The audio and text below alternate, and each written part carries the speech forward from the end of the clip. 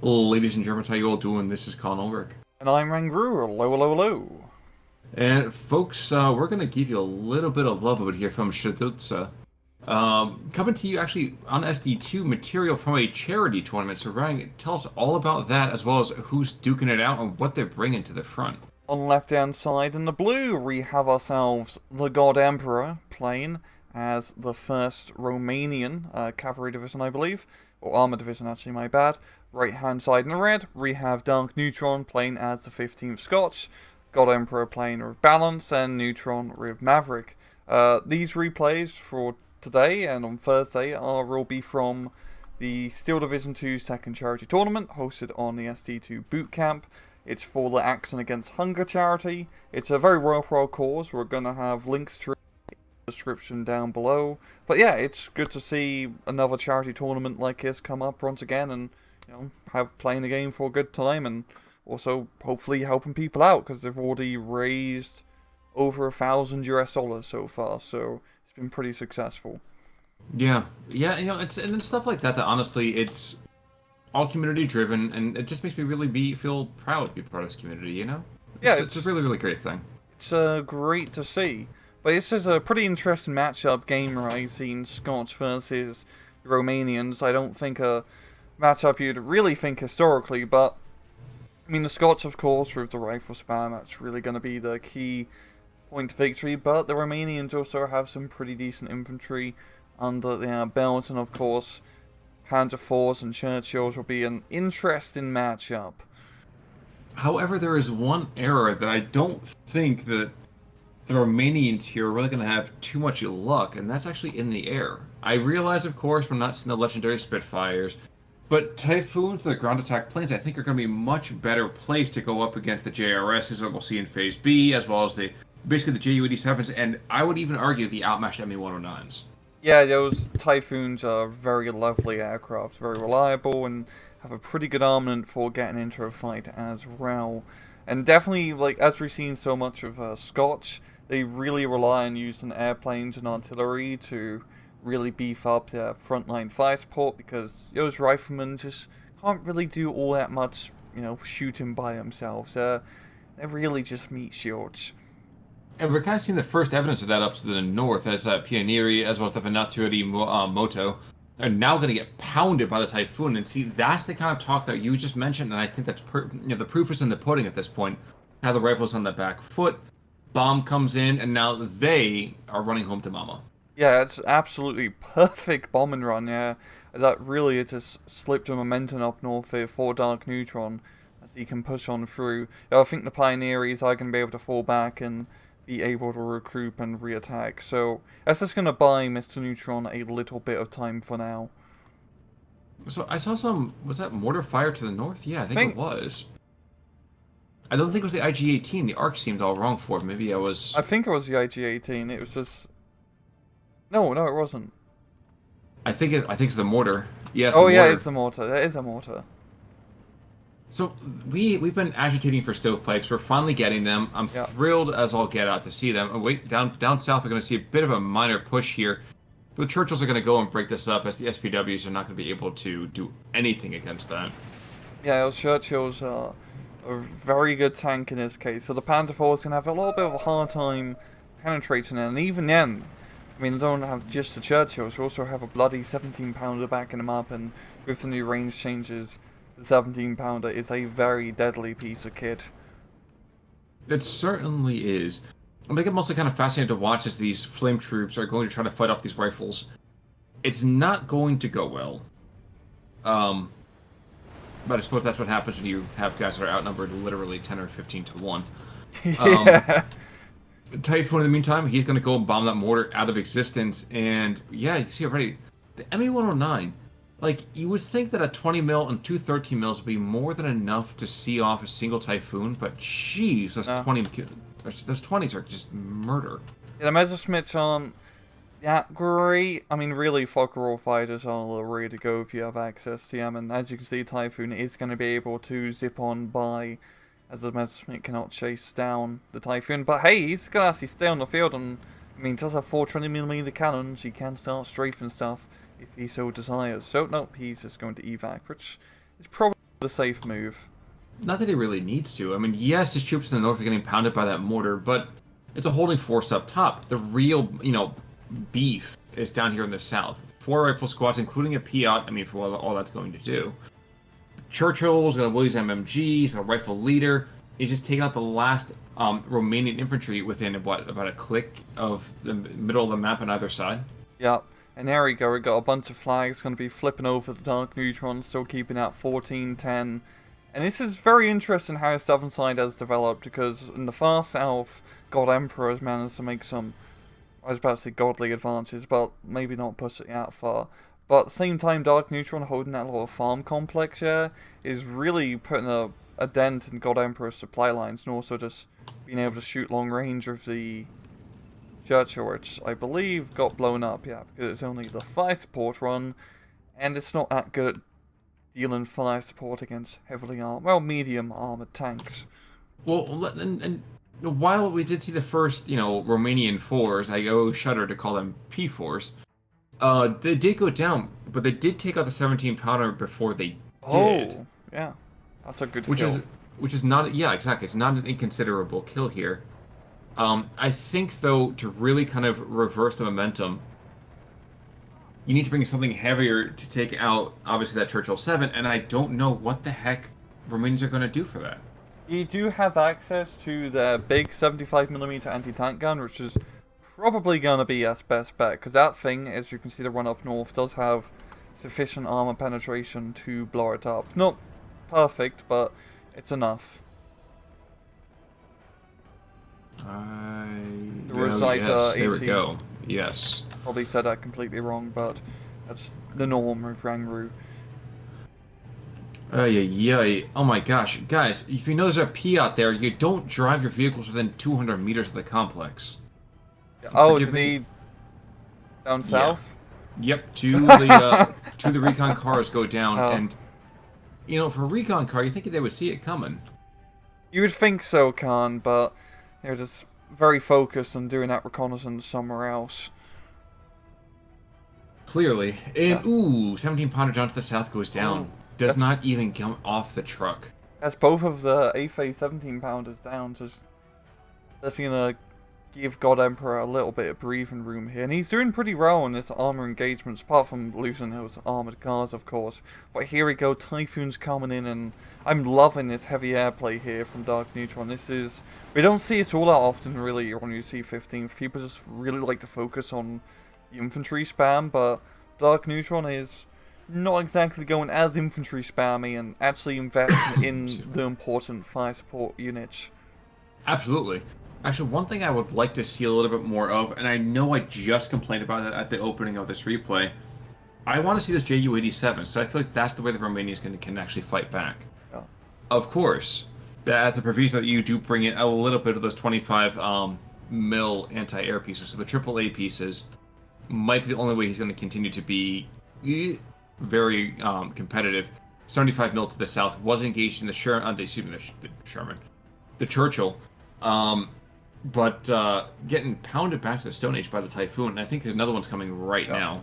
And that Typhoon that just dropped the bombs also shot down a Messerschmitt as well, so yeah, these Typhoons are just absolutely deadly. He's going to be knocking out the AT gun with that strafing bomb and run, and yeah, he's getting those high value targets down and out of the battle, because those reciters are the only things that can reliably kill the Churchills at long range.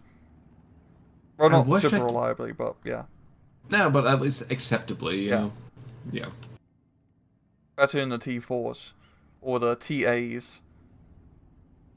That doesn't look like any teaching assistant I ever had back at uni. No. I don't know about you. I was actually going to ask if they had those in the Canadian uni, but that seems an educational tangent for another time. It's always sad to me that the Stug, Romanian Stug, essentially what was all that this is, that the Romanian Stug is a more viable weapons platform than the P4. And I know a good chunk of that is just because that frontal armor is just so successful, but it always smacks so strangely, you know? Yeah, the Stug is a quite nice unit. Now, I would say it's kind of weird what is better, the Stug or the Panzer IV. I would, in this sort of engagement here, the Stag is definitely the better choice, but just because of the extra frontal armor, especially against 75mm guns that Churchill's has, does increase its survivability by quite a bit. But of course, the Panzer IV turret can be pretty clutch in close quarters, and as well as having another machine gun. But we are going to be seeing one of those Junkers being brought out, Khan. I think he's going to get the bombs off, but I don't think he's going to be able to make it back if his Typhoon has something to say about it. No, and in the meantime, actually, we did see that P4 going down. Junkers is going to go in. He's going to get the bombs off. But yeah, he's totally dead. Holy crap. I've not... With all these Typhoons being brought in, Khan, you'd be mistaken that Dark Neutron is playing 6 Airborne. Yeah, but you know what? The Red Devils, I don't think, would be able to, be that successful. 6-pounder taking out that Command Stoke to the south. And I think this Typhoon is going to make another run at this 25 mil. Jeez. This has just been an absolutely gut-wrenching experience for the Romanians today. Oh my god, he's got another Typhoon as well. Holy crap. It is hurricane season over here in Sudelci. I was thinking of more of like a kamikaze moment, like a divine wind, but I'm pretty sure the God Emperor right now is just getting his wind broken. Yeah.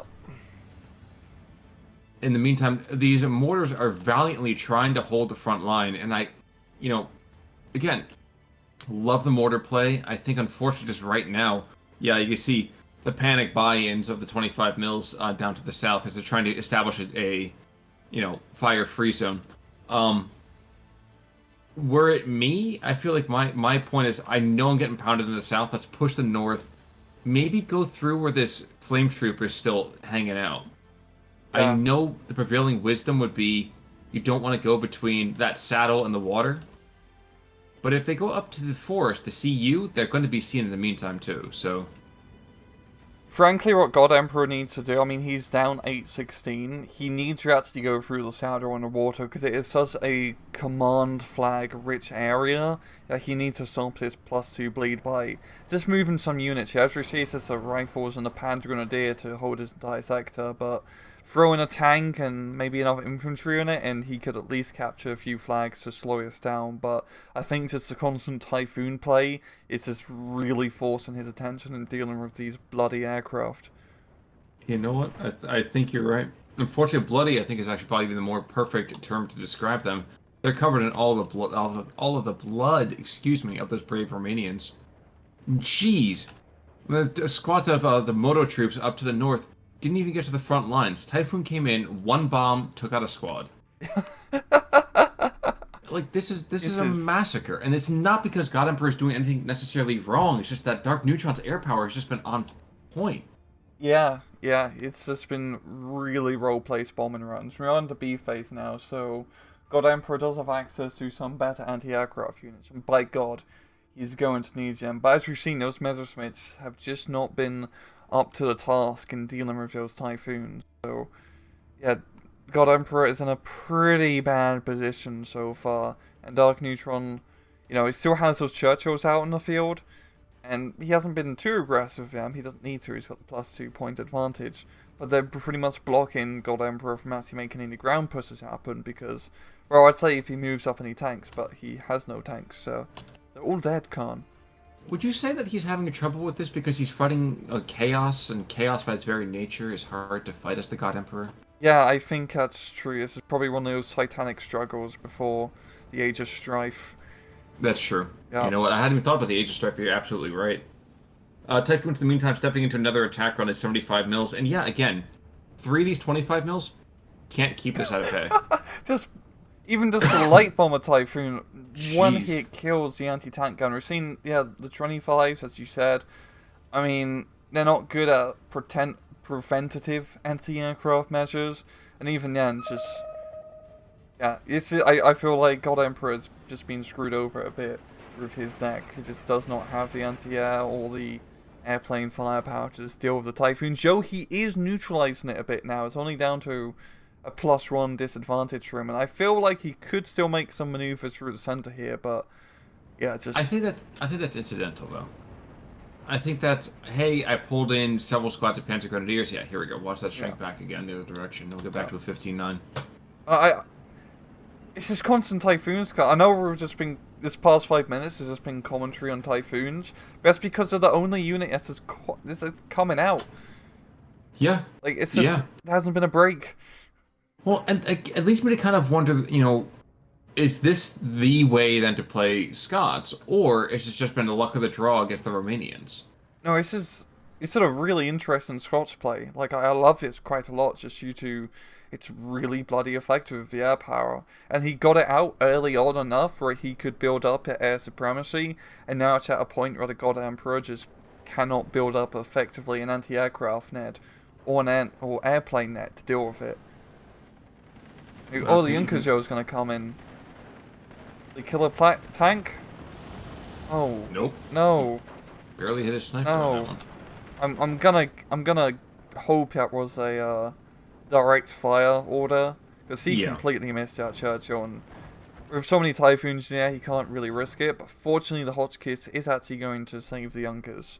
And we are seeing some 37 mils being brought in now, but I mean, he also doesn't have any heavy anti-aircraft guns in his stack, which will be better for preventative of those Typhoons, but even then, he's invested so much in anti-air right now. Yeah, his front line down south is collapsing. Yes, it is. And I was taking a look back at the decks over here.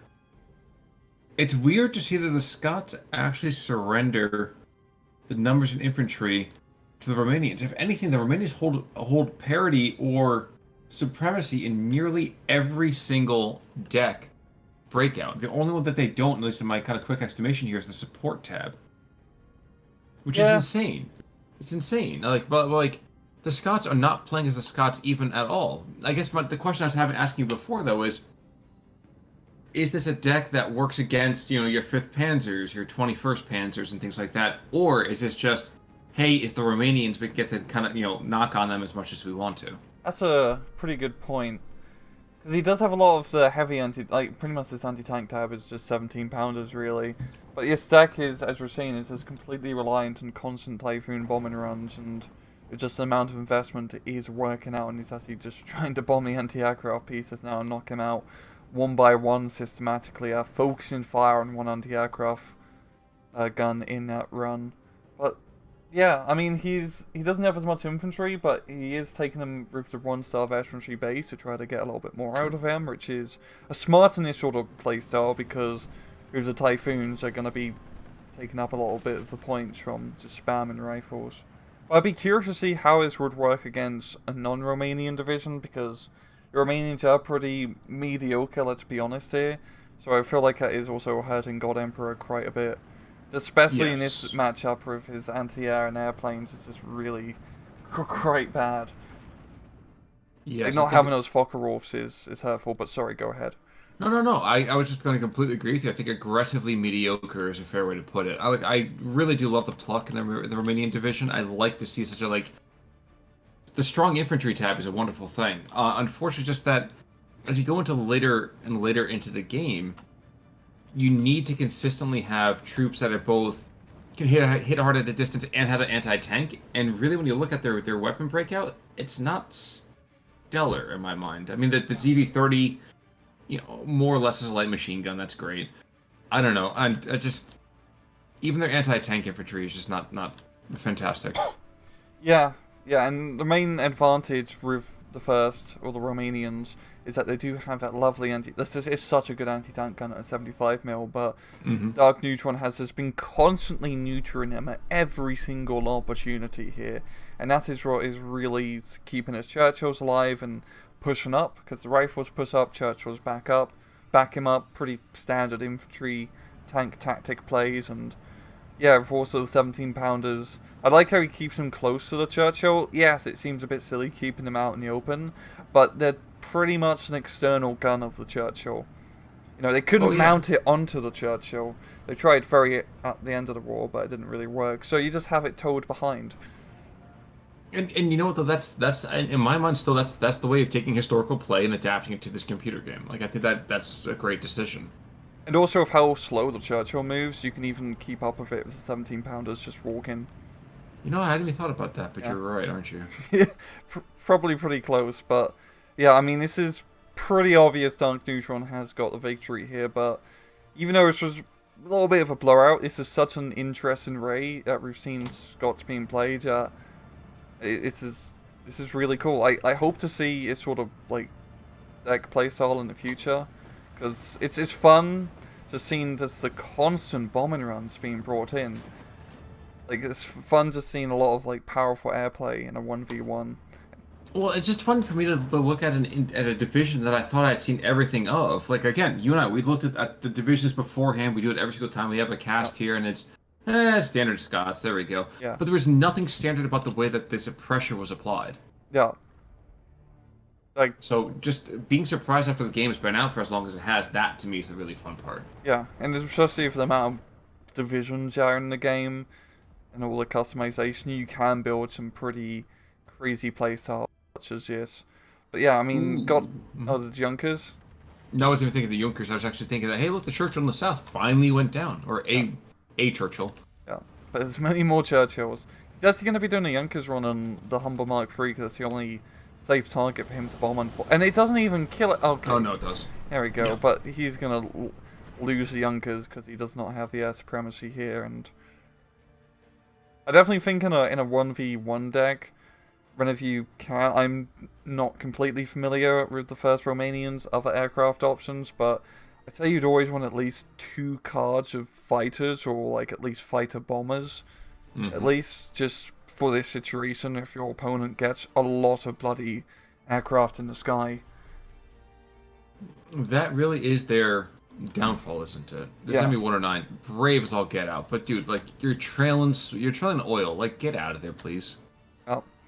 He really does not have the, like, only the 20 mil and a 13 mil, 2 13 mils. It's a pretty weak armament for fighter plane of this. Well, I guess if it's a Russian fighter plane, that'd be pretty standard, but against bloody Russian aerial supremacy, it's not enough. Not even remotely. But you know what? I think we should take this to a ×2 here. Sounds It's good. 22-15. Yep. Okay. Okay. But God Emperor, again, dude, not trying to rag on you. I love seeing the Romanians. I think they're a fun division. I don't think they have the legs against a lot of the other more, let's say, more prominent divisions here. Yeah, it was just a pretty unorthodox strategy from Scots, but it worked, as we clearly saw. Yep. Yeah. Yep. Oh my gosh. In the meantime, though, so 19-5, as you kind of expect over here. I imagine the kills are going to be pretty one-sided. We do see a crocodile to the north, actually in its natural habitat of the swamps. Oh yeah. The swamps of Poland, not really what I was expecting, but Holy crap! Yeah, it was. Yeah. I wonder how much of that was due to the airplanes. Well, I imagine we'll find out pretty quickly. So one Typhoon has 4 kills. Another Typhoon has 4 kills, including 1 of the air. 2 more Typhoons have 4 kills between them. So, shockingly enough, not that many. No, but they did manage to knock out the important units such as the aircraft as well as the anti-tank guns, which allowed the Churchills and the infantry to slowly move up through. And then losses, it's not... Unfortunately, God Emperor didn't manage to get too much of a ground game going on there, but... I mean, I don't know what else to really say about that match. I mean, very interesting play. I'm curious to see how that matchup will play against, other better meta divisions, so to speak. Yes, and perhaps saying other better is a little even unfair right there. But like you said, more meta divisions. I think we'll definitely see whether or not the Scots can drink their way out of a barrel here. Yeah. But regardless, I think that's going to about do it for us today. Any final thoughts there, sir? Nope. Well, folks, in that case then, until Thursday, I'm Connell Work. I'm Rangru. Take it easy.